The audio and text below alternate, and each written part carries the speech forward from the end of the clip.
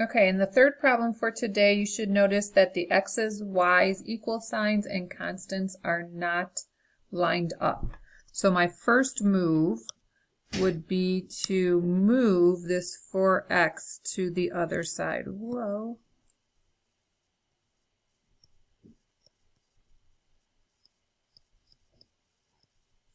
Then I get negative 4x plus 5y equals negative 2.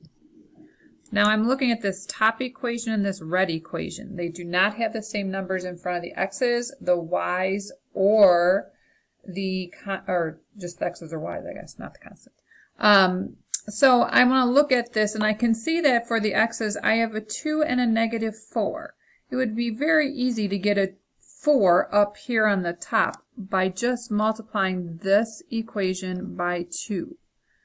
You could get the same number in front of the y's, but that number would be 15 and you'd have to change both equations. So the least amount of work I can get, the better. So I'm going to take that top equation, I'm going to multiply everything by 2. And then when I add these together, I eliminate the x because negative 4x and 4x make 0. And 0x same as 0. Here I have 11y, and this is negative 22.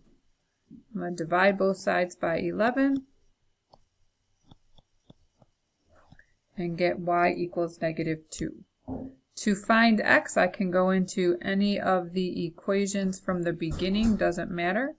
I'm going to say 2 and times x plus 3 times my negative 2 equals negative 10. So this is 2x. This is the same thing as negative 6. Add 6 to both sides.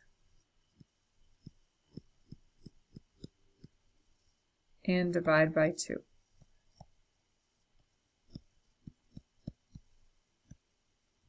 Again, I always want to write my answer as an ordered pair.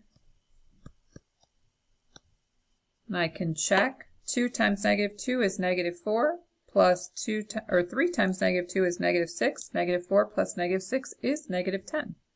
Here, if I plug in 5 times the y value of negative 2, I get negative 10. On this side, I have 4 times the x value of negative 2 is negative 8 minus 2 would be negative 10. So it would check out. All right, there is your last video of the day.